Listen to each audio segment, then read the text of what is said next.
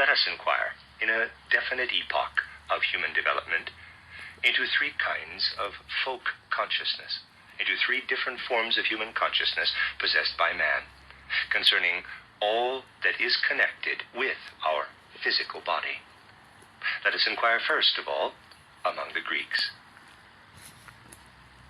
We know that the Greeks were that remarkable people which had its period of evolution in the fourth post-Atlantean epoch of civilization.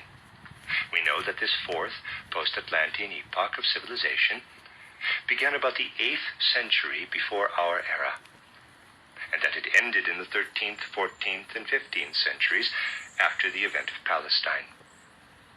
We can easily confirm what is said in reference to this period by external information, that is, by traditions and documents. The first dimly clear accounts concerning Greece hardly go further back than the 6th or 7th century before our era. Legendary accounts, however, come down to us from still earlier times.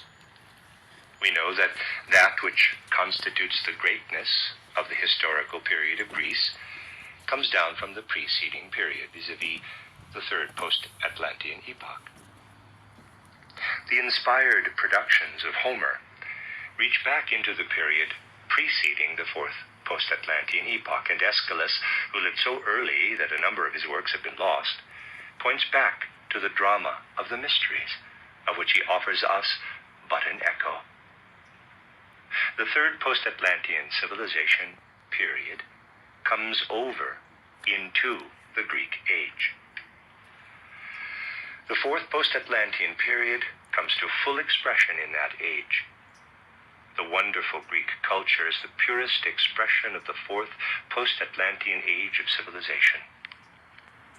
Now, there falls upon our ear a remarkable saying from this land of Greece, a saying which permits us to see deeply into the soul of the man who felt himself truly a Greek, the saying of the hero, quote, "Better a beggar in the upper world than a king in the land of shades," close quote. Footnote, editor's note, the quotation is from the Odyssey. Achilles says to Odysseus, who has for his own reasons gone down to Hades, quote, "Do not try to make out a case for being dead, noble Odysseus. I should prefer to be a poor man's serf on the earth than to rule over all the dead outworn," close quote. End of footnote. That is a saying which betrays the deep susceptibility of the Greek soul. It might be said that all that has been preserved to us from Greece of classic beauty and classic greatness, of the gradual formation of the human ideal in the external world, all this, in a certain way, resounds to us from this saying. Let us recall that wonderful training of the human body in Greek gymnastics, in the great Greek games, which are only caricatured in these days by persons who have not the slightest idea of what Greece really was. We should take into consideration the fact that every period has its own ideal, if we want to understand how this development of the external physical body, as it stands there in its own form upon the physical plane, was a peculiar privilege of the Greek spirit.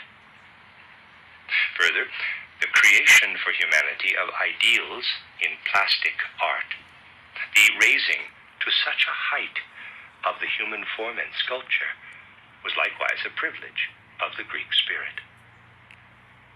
And when, in addition to this, we look upon the development of the human consciousness as, for example, it held sway in a Pericles, when man, on the one hand, could form a concept of what was common to man, and on the other hand, and within the domain of his city, could stand on his own feet and feel himself lord and king.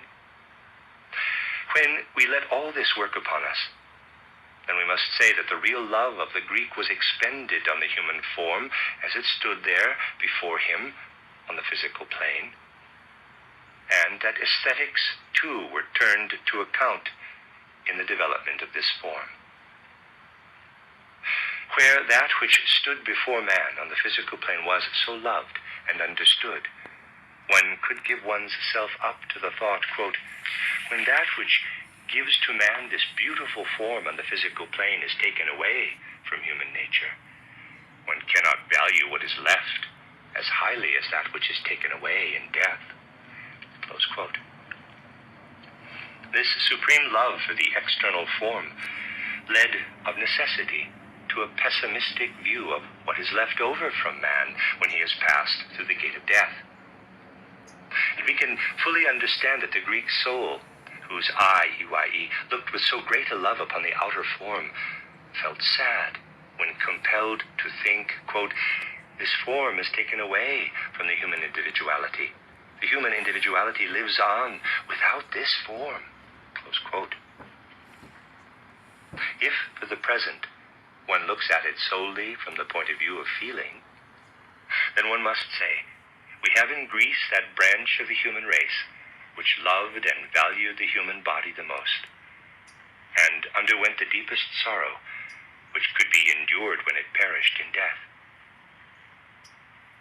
And now, let us consider another consciousness which developed about the same time, the Buddha consciousness, which had passed from Buddha into his followers.